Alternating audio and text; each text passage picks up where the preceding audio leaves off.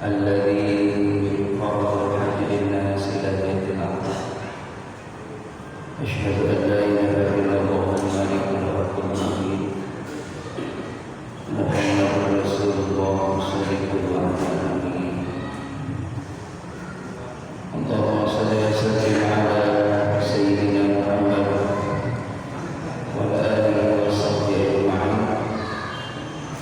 قال الله تعالى في كتابه الكريم أعوذ بالله من الشيطان الرجيم إن عدة الشهور عند الله 12 شهرا في كتاب الله يوم خلق السماوات والأرض منها أربعة ذلك دين إلى آخره. وقال تعالى أيضا في آيات أخرى وأتموا الحج والعمرة لله. وقال النبي صلى الله عليه وسلم الحج مبرور ليس له جزاء إلا الجنة. صدق الله وصدق رسول الله صلى الله عليه وسلم. اللهم بلغنا إلى مكة والمدينة والعرفة وارزقنا وأنت خير الرازقين والحمد لله رب العالمين. Para sesepuh, tokoh masyarakat, para ulama, para asatidz, para hujjah, khusus orang tua kami berhaji, semoga beliau diberikan kesehatan oleh Allah Subhanahu wa taala, juga para hujjah, para orang tua, insyaallah dirahmati oleh Allah, dan khusus guru kita bersama dan Mahbub Syekh Muhammad Salihin, semoga beliau diberikan kesehatan oleh Allah Subhanahu wa taala. Amin. Hadirin jamaah yang dimuliakan oleh Allah, alhamdulillah bersyukur kepada Allah Subhanahu wa taala pada kesempatan yang baik ini kita masih diberikan nikmat iman, nikmat Islam, nikmat ihsan, nikmat sehat, nikmat umur yang barokah, panjang umur, lalu umurnya dipergunakan dalam kebaikan, itulah umur yang barokah. Bertambahnya usia, bertambahnya umur, semakin kita mempersiapkan bekal untuk kita nanti ketika berjumpa dengan Allah. Sudah waktunya. Kalau sudah kepala 4, 5, 6 sudah fokus, sudah istiqomah, baik itu kaitannya ibadah yang hubungannya dengan Allah Subhanahu wa taala, ataupun sudah waktunya kita untuk menjalin hubungan silaturahim, hablum minan nas. Segera minta maaf, memberi maaf kepada orang lain, supaya nanti ketika kita kembali kepada Allah, kita baik hubungan hablum minallah dan baik hubungan hablum minan nas. Allahumma shalli ala sayyidina Muhammad sallallahu alaihi wasallam. Semoga terlimpah curahkan keharibaan Nabi kita Muhammad sallallahu alaihi wasallam, Nabi yang menjadi panutan, suri teladan bagi kita. Mudah-mudahan insyaallah kita senantiasa istiqomah memperjuangkan agama Allah Subhanahu wa taala, mensyiarkan agama Allah, menghidupkan agama Allah, agar kita dijaga hidayahnya oleh Allah, dijaga taufik inayahnya oleh Allah, agar kita senantiasa terus suka dalam kebaikan, karena nanti Allah akan menghantarkan kita sesuai dengan kebiasaan. Dan Allah melihat seseorang itu di akhir hayatnya. di penghujungnya. Makanya kita tidak boleh suudzon sama orang, berbaik sangka terus kepada orang, selalu memberikan iringan doa yang baik kepada orang, terutama kepada diri kita, kepada pasangan kita, kepada anak-anak kita, kepada tetangga-tetangga kita. Terus selipkan doa yang baik sebelum kita membaca Al-Quran, hadiah Fatihah buat diri kita, pasangan kita, anak-anak kita, keluarga besar kita, tetangga-tetangga kita, biar mendapatkan hidayah dari Allah, biar mendapatkan kebaikan dari Allah, biar kita memberikan doa yang baik buat saudara. Bukankah itu juga bernilai pahala di mata Allah Subhanahu wa Ta'ala? Hadirin jemaah yang dimuliakan oleh Allah, hadiah Fatihah buat kita, buat pasangan kita, buat anak-anak kita, buat keluarga besar kita yang masih ada orang tuanya, doakan orang tua kita biar barokah umurnya, di sisa-sisa tuanya, di sisa-sisa umurnya, supaya barokah, diberikan kesehatan oleh Allah lahir dan batin. Kalau ada orang tua mertua atau guru kita yang sakit, diuji oleh Allah, semoga diberikan kesabaran oleh Allah Subhanahu wa Ta'ala. Maka Fatihah yang kita kirimkan untuknya insyaallah menjadikan kekuatan lahir dan batin bagi Allah Subhanahu wa Ta'ala. Al-Fatihah.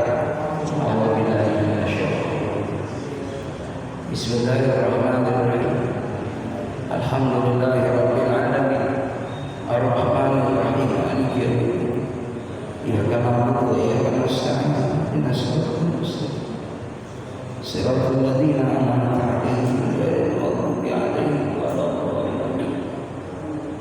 Buat saudara-saudara kita yang mendapatkan undangan dari Allah, panggilan dari Allah untuk menunaikan ibadah haji, terkhusus saudara-saudari kita, ikhwan akhwat kita, mukmin mukminat, muslim muslimat yang menunaikan ibadah haji tahun ini, semoga diberikan kesehatan lahir dan batin, bisa menyempurnakan rukun wajib sunnah hajinya dan memperoleh haji yang mabrur. Dan kita yang mendoakan suatu saat insyaallah mendapatkan undangan dari Allah, bisa melaksanakan ibadah haji dan umrah. Al-Fatihah. A'udzubillahi minasyaitonir rajim. Bismillahirrahmanirrahim. Alhamdulillahirabbil alamin. Ar-Rahmanir Rahim. Maliki yaumiddin. Iyyaka na'budu wa iyyaka nasta'in. Ihdinas siratal mustaqim. Siratal ladzina an'amta 'alaihim ghairil maghdubi 'alaihim waladdallin. Kalau kita sering mendoakan orang lain, insyaallah kita pun sama akan didoakan oleh mereka. Sampai Nabi Muhammad pun berpesan kepada Siti Fatimah, jangan dulu tidur sebelum kau mendoakan saudara mukmin mukminat, supaya mendapatkan kebaikan mereka, diampuni dosanya, ditambahkan kebaikan. Lalu juga minta maaf, ya, memohonkan ampun untuk mereka, saudara-saudara kita mukmin mukminat. Maka ketika kita memohonkan ampun buat saudara-saudara kita mukmin mukminat yang hidup, apalagi yang sudah tidak ada, maka pahalanya sebanyak orang yang kita doakan.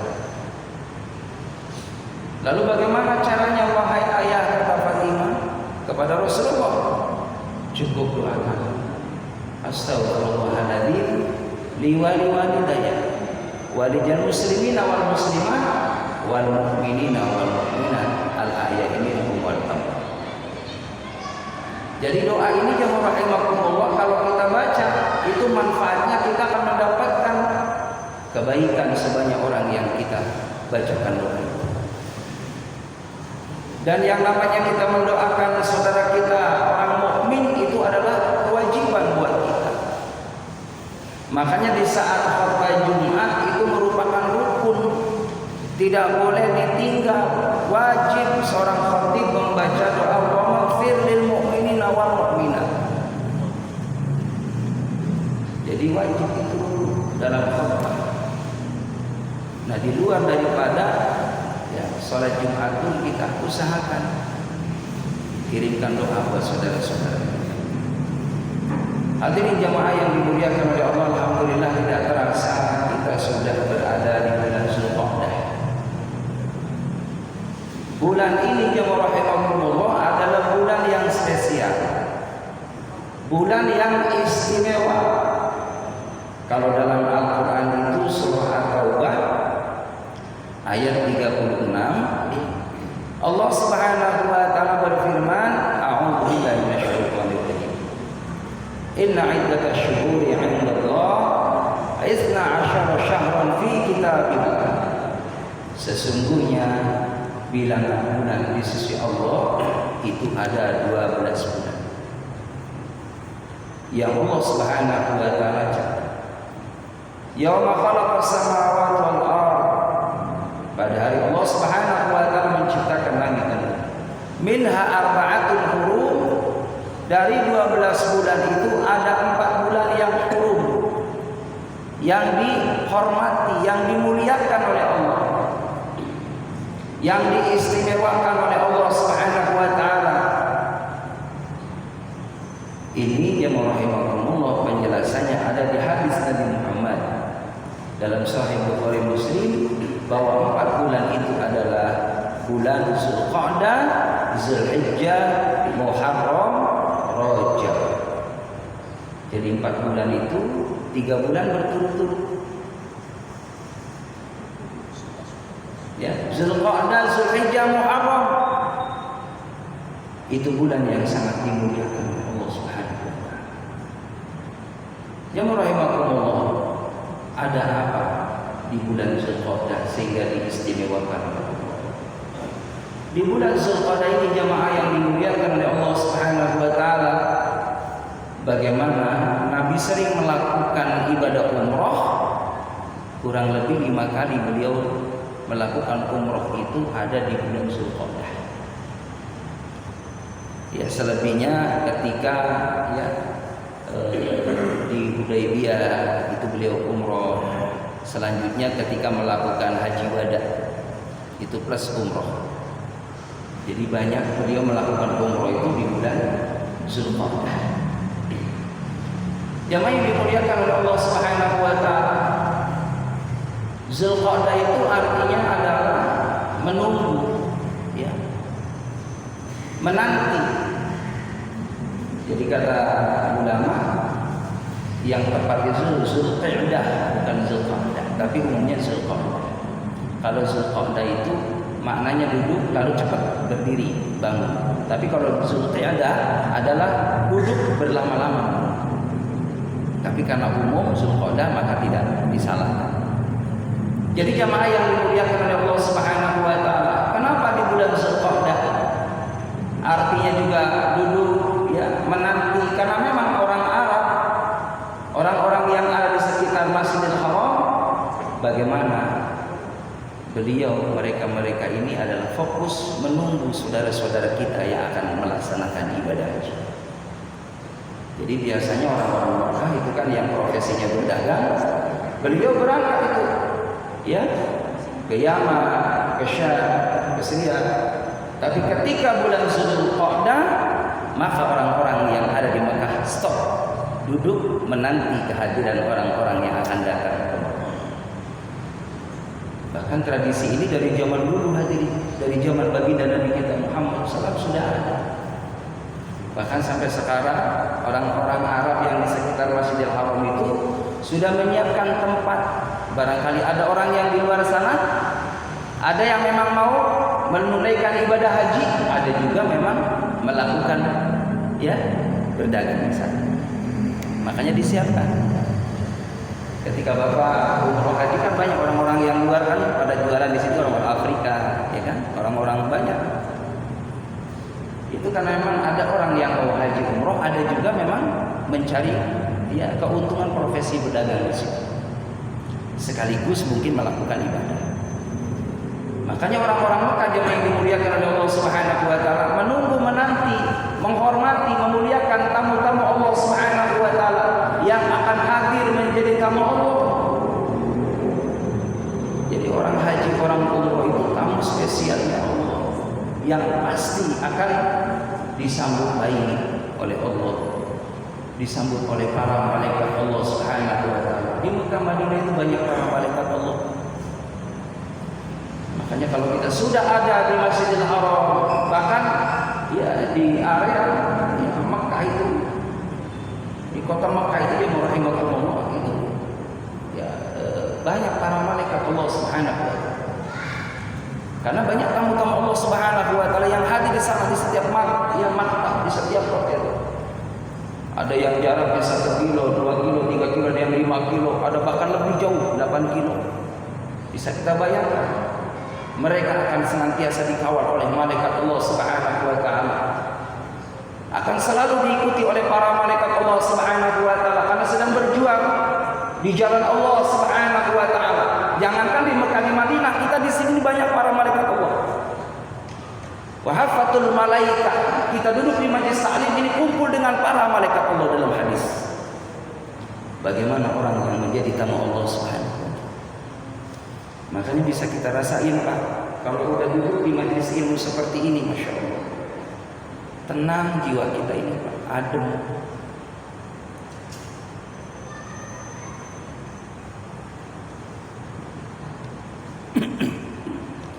Tidak ada kekhawatiran, tidak ada rasa takut.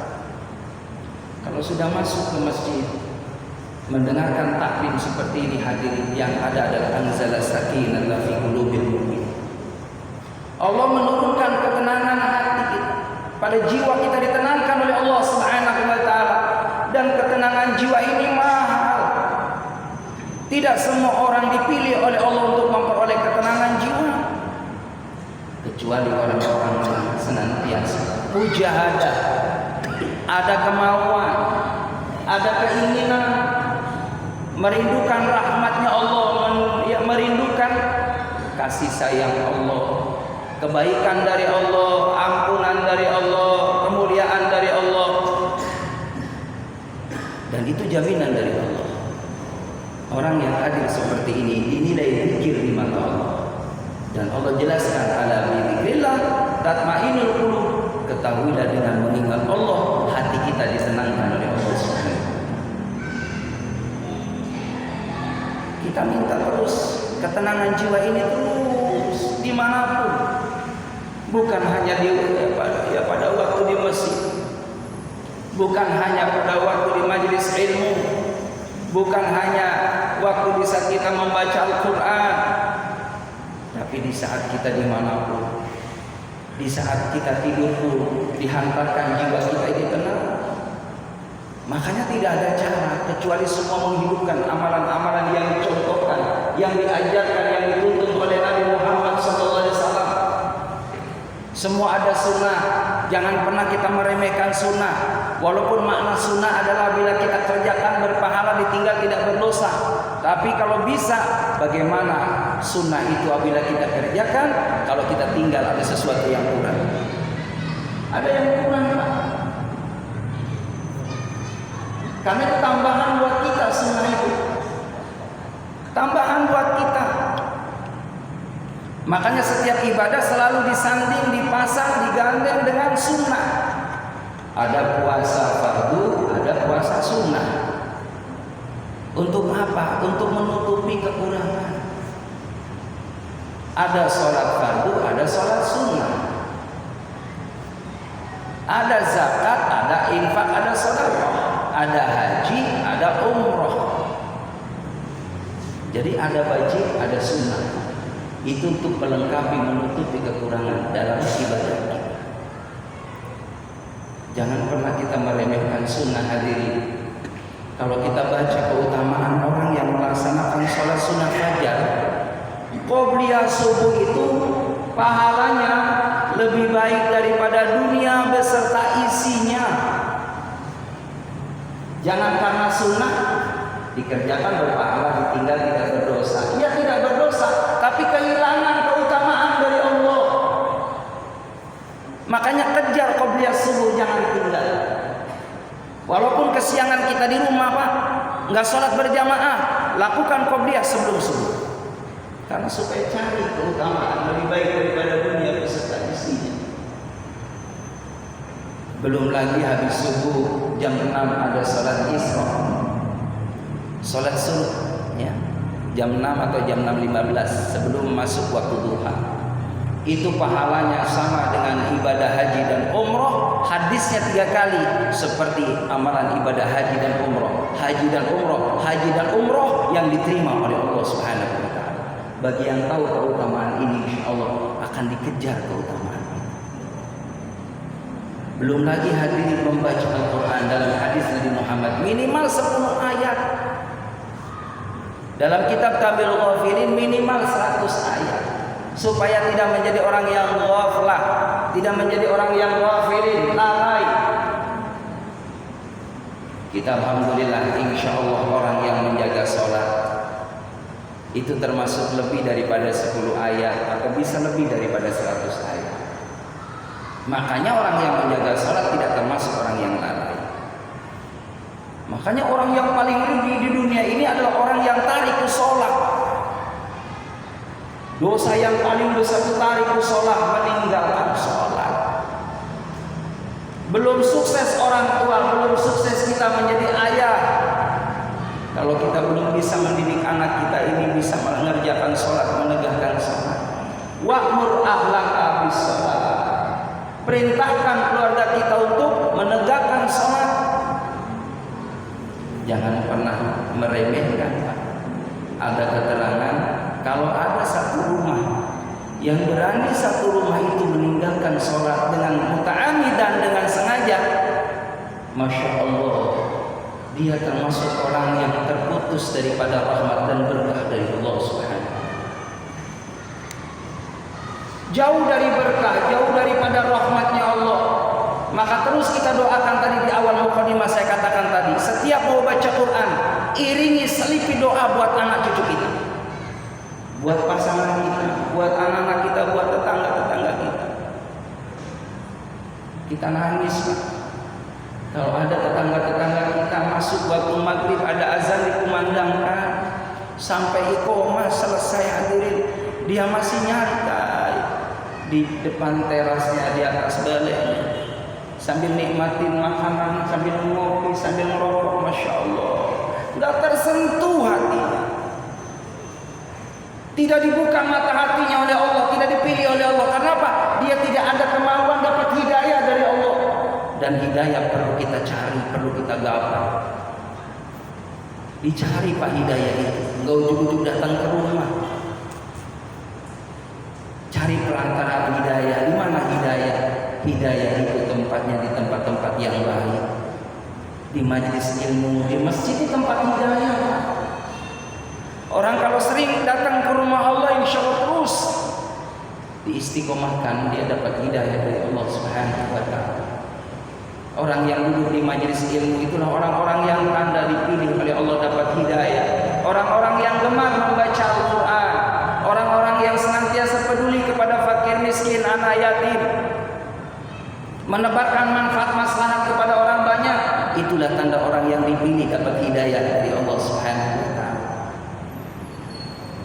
Lembut hatinya Pak, enggak keras. Itulah tanda orang yang dapat hidayah dari Allah Subhanahu wa taala.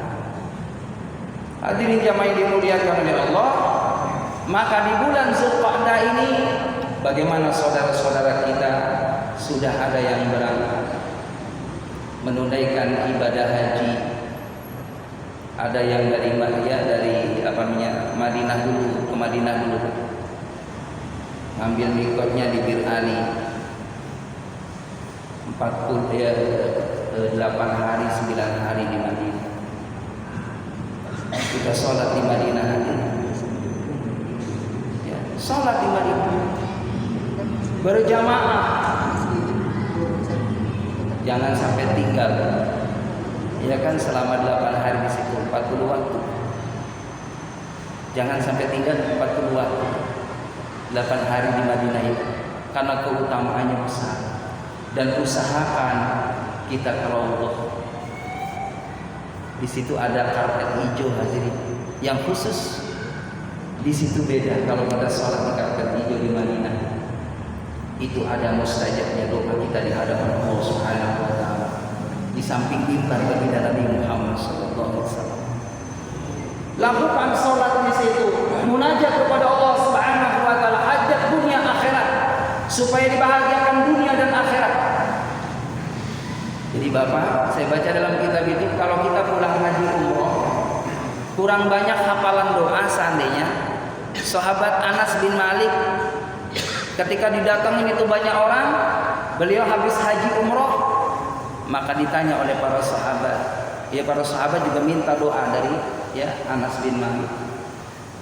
Kata para sahabat, engkau habis pulang haji umroh, habis melaksanakan haji umroh, doakan kami. Maka sahabat Anas enggak banyak doanya. Rabbana atina fid dunya hasanah wa fil akhirati hasanah wa qina adzabannar. Itu doa inti, Pak. Dan makanya orang yang tawaf itu doa itu kalau emang doa, ya kan setiap putaran beda doanya, beda-beda. Paling tidak doa satu jagat ini jangan kelewat. Itu doa luar biasa. Permohonan dua, Pak. Udah cukup. Kata sahabat Anas, aminin, ayo. Saya baca doa Rabbana atina fid dunya hasanah wa fil akhirati hasanah wa qina adzabannar. Sahabat melongo hadirin. Kok doanya itu doang, wahai sahabat Anas? Ini sudah cukup kebutuhan dunia akhirat. Ya, jadi gitu aja, Pak. Ya. Kalau ada jamaah pulang dari Mekah Madinah kan biasa dimintain doa ya. Udah ngikutin sahabat Anas aja. Rabbana atina fid dunya hasanah fil akhirati hasanah wa qina adzabannar. Syukur-syukur doa yang lainnya pakai bahasa kita aja lah, bahasa Indonesia, supaya tamu-tamu yang datang ke sini gitu kan, insya Allah dapat giliran yang sama. Jadi Bapak nanti kalau datang ke saudara kita yang pulang haji, niatnya tabarukan minta doa dari orang yang habis jadi tamu Allah. Jangan ngarepin jam-jam sama tasbih sama kacang bisnis. Udah datang ke situ minta didoakan, karena doanya orang yang habis jadi tamu Allah itu makbul mustajab. Mohon maaf hadirin, dulu kami waktu belum ke sana itu udah itu aja niatnya. Saya datang orang yang pulang haji udah ke situ minta doain saya biar jadi tamu Allah, sambil nangis doain, udah itu aja saya. Mau berangkat minta didoain, pulang dari sana doain. Karena ya berangkat ibadah haji itu orang-orang yang dipilih sama Allah. Enggak semua orang mampu, Pak, tapi dimampukan oleh Allah. Banyak cerita orang yang kaya raya, hartanya luar biasa sampai meninggal dunia enggak dimampukan melaksanakan haji sampai meninggal. Ini tidak sedikit cerita ini. Sawahnya luas, masya Allah. Godaannya, Pak, godaannya nih. Giliran dia daftar, dia mau daftar haji, emang mohon maaf, kurang iman, kurang ilmu, kurang amal. Akhirnya apa? Ketika mau daftar besok ada yang nawarin tanah lagi. Waalaikumsalam salah. Oh no, sawah saya mau dijual sekian ratus ini gitu kan meter. Barangkali mau minat, Pak, rubah. Iya rubah. Akhirnya udahlah beli aja dulu deh, gampang, nanti kalau ada duit lagi daftar lagi. Ini udah rubah niat hadirin, ini udah dapat ujian dari Allah Subhanahu wa taala. Kuat enggak niat pertama mau jadi tamu Allah tadi? Ridho enggak diambil hartanya oleh Allah Subhanahu wa taala sekian kecil dari sekian juta hanya berapa juta? Mau enggak diundang oleh Allah Subhanahu wa taala?